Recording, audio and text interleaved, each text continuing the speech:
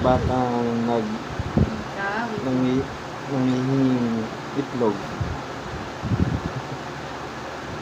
Tama naman ka. No na ha. No na ha. Wala na kay Mau. Wala na. Is No na. na. Tama na ha. Nangihinging Busog na ng ikaw. itlog. Puro daw isda sa'yo kanina eh. Nangihinging ng itlog si Isnaw. Nangangalabit. Nangangalabit. Wala na, Isnaw. Isnaw. Isnaw. Isnaw. Tuwan-tuwa.